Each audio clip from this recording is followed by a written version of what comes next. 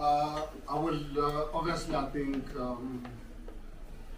respond to all the questions, and I think Michael will need to expand even further. Let me start with you, Faith, regarding what you said. The ANC is talking about the government of national unity. We can't comment about that because we don't know what that means.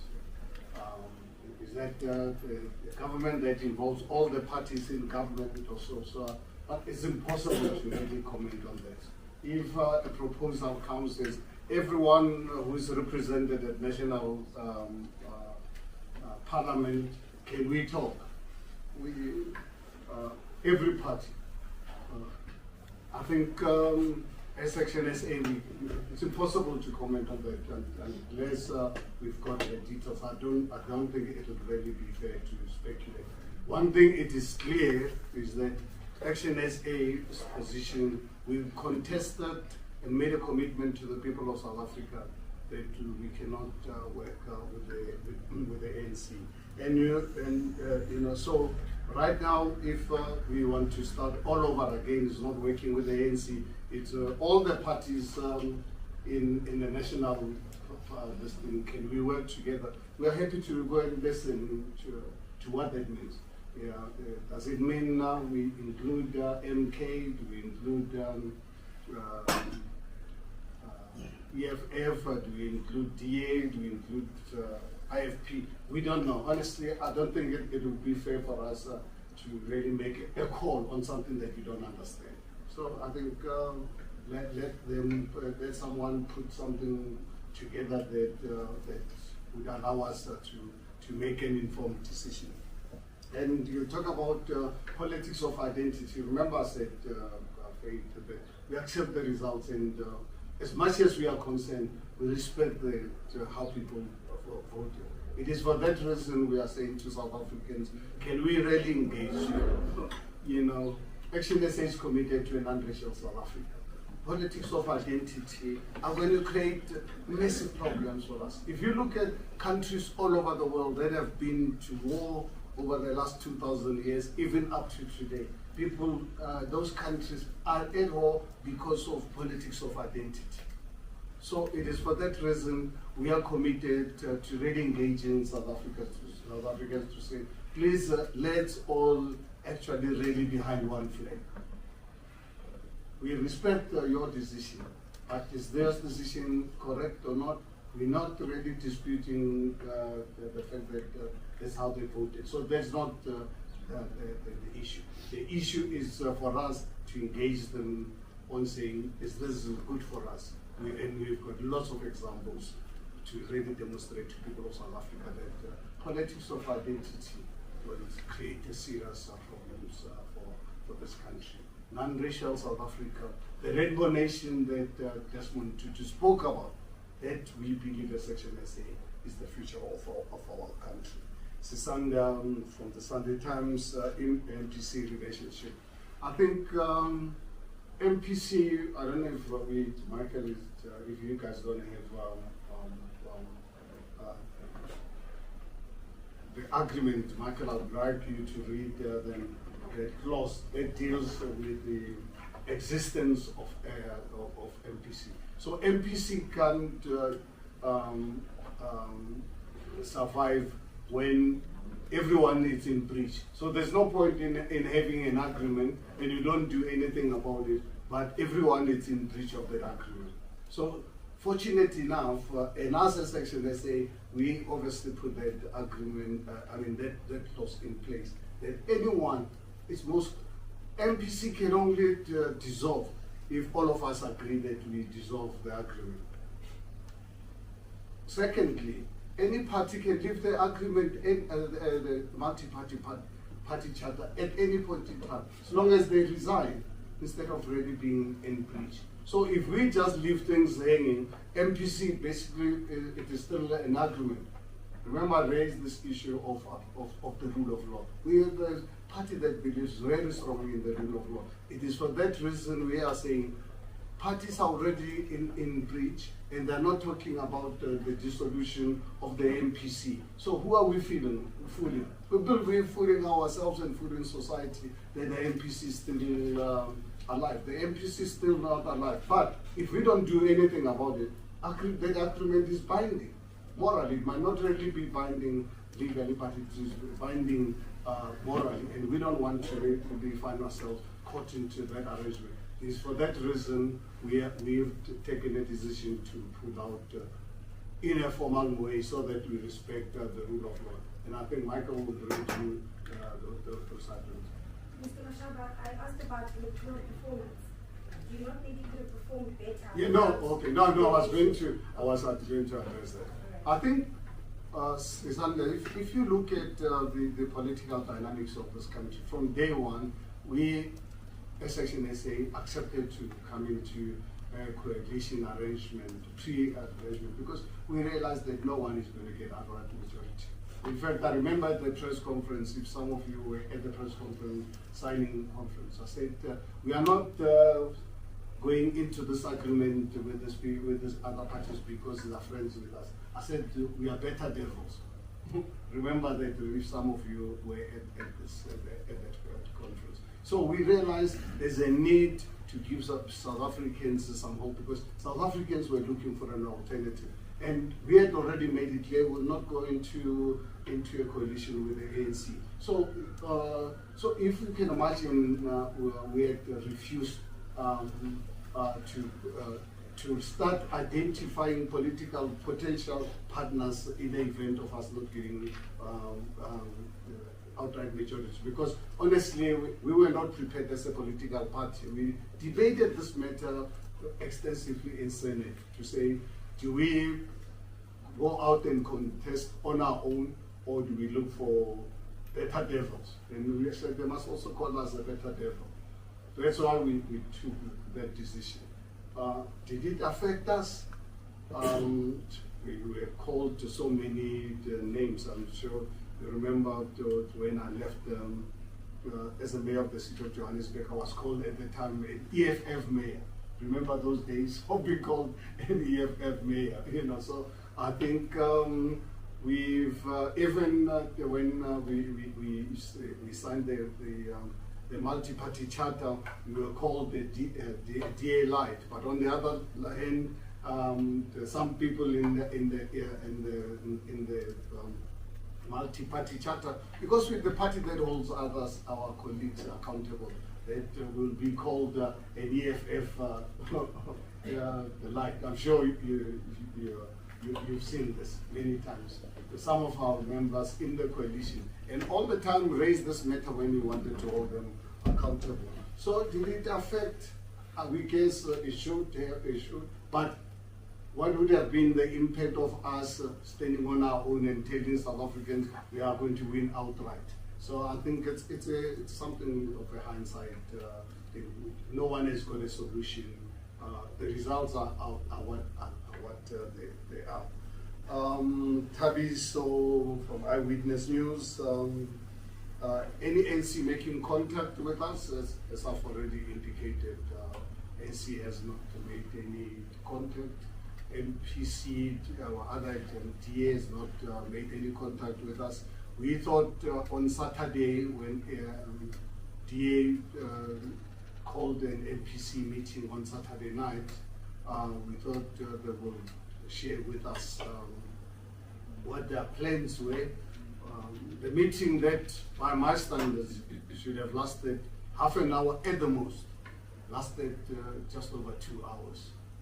And we're happy to make a transcript of, if anyone is interested, to listen to what normally you're subjected to in council, where someone calls a meeting and not say anything.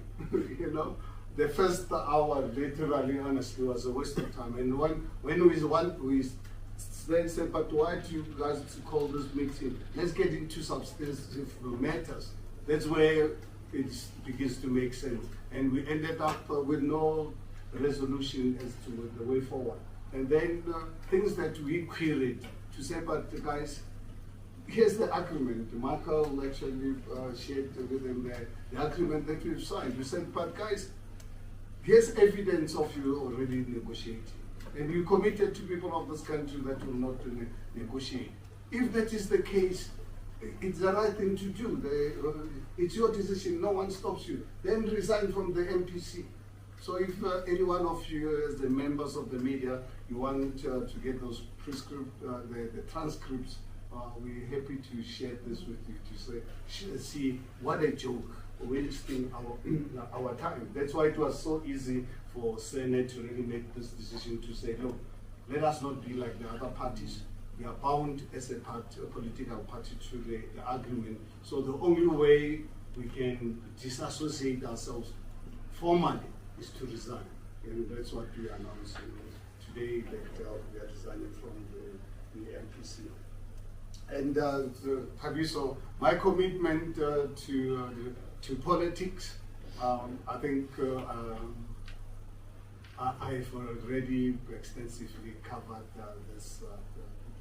I'm not actually running away. I'm more resolute, more committed to this country because of things that I've already outlined. So you're going to see more of me, and actually seeing more of me with our colleagues at the National Assembly. You see, I think what excites me about this outcome, unlike in the past when we were not represented in Parliament, when we deal with issues, we're dealing with issues from an outside point of view. Here, we've got 6 top,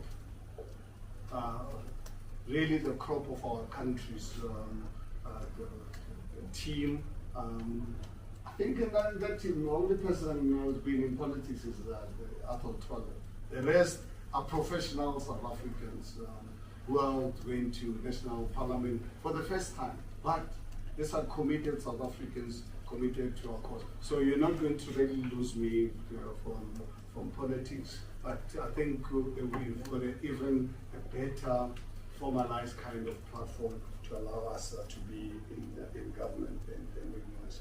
Christian, regarding government of national unity, I just said government of national unity. I'll leave it to Michael to deal with it because I think it relates to what Faith has already asked. So we don't know what it is. Is MPC still alive? I think I've addressed that. It is still alive to the other parties who have not resigned. So Action SA is out, officially out. But so we can't comment about MPC. So if anyone wants to know whether MPC is still alive or not, Action SA must be left out because Action SA is not part of the MPC. The only way, all the other parties are the signatories to the MPC. For as long as they don't resign or collapse it, that means the MPC is still alive. But it's a moral situation. So we're the first party to pull out. So therefore, anything to do with MPC must be referred to those who are still in the MPC. Until such time they dissolve it or they resign, like the Action SA has done. And regarding Tshwane, Christian, as Michael indicated, we did not go into that arrangement because we wanted positions. We wanted to stop ANC from taking over government. Remember how we were abused the first year or so, which led to us actually calling for the resignation of the first mayor, where we are not prepared to cover for anyone. It doesn't mean if you go into a coalition with Action SA, you can get away with MENA. Or we remove ANC and then continue with ANC tendencies. You remember how we fought for the exposure of the rival water treatment plant tender to Edwin Sodi. Even when we were in government together, I was a senior member refusing to give us information. Remember the unsolicited bid of the two electricity plants? Do you know about that? And we were painted as a difficult partner. And I think if that is the case, we are proud to really be a difficult partner if we're going to let you do things that are illegal, things that are of an ANC nature, and you expect us to cover for you because you're part of your NPC, part of your arrangement, that is not going to happen under Action SA. Action SA is not going to cover for anyone, and we don't want anyone as well to cover for us as a party. So right now, because we went into that arrangement for people of Tshwane to have a stable government, we have the numbers, but obviously if ANC and DA, they feel they want to work together even at local government level, I think for us as Action SA, good luck to them. Action SA will remain, as the Senate of our party, will remain in opposition benches and hold the market, ANC and DA accountable if they so decide. But if DA still wants to work with us in the city of Tshwane without the ANC, we are happy to work. We are not happy to work with them and the ANC. So Michael, the Senate.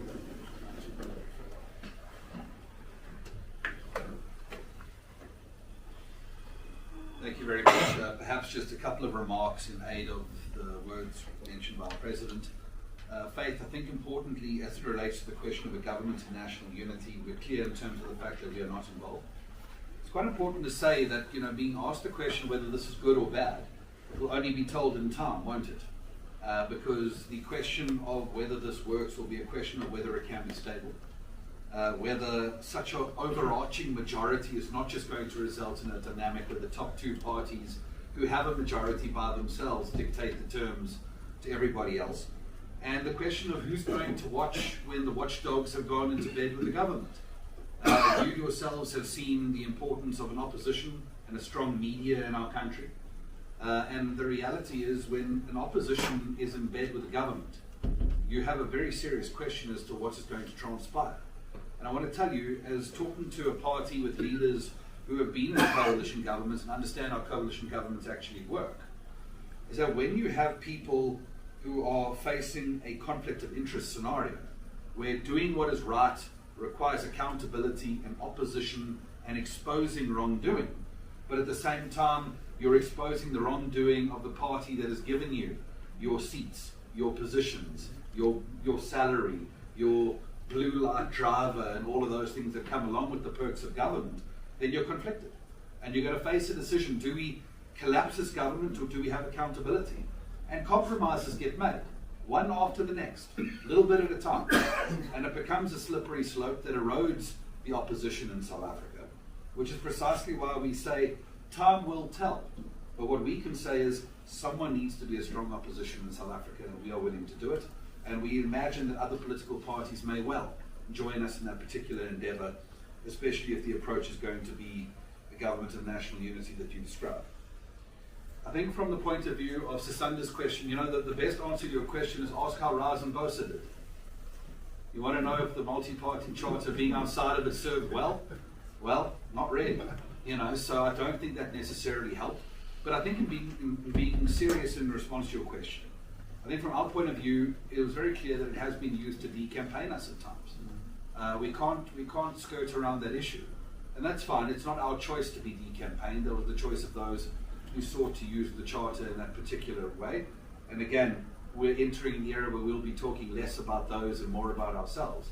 But I think from our point of view, that's something that they need to live with.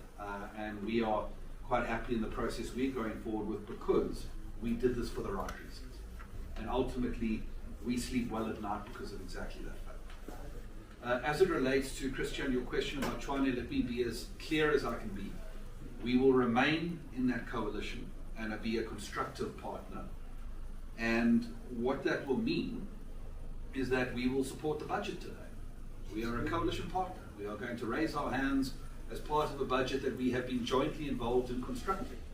That budget provides more money than ever before to the Rooiwal wastewater treatment plant, where our deputy mayor is ensuring that progress is being made that is going to give the people of Hammanskraal clean water for the first time on the 1st of September this year.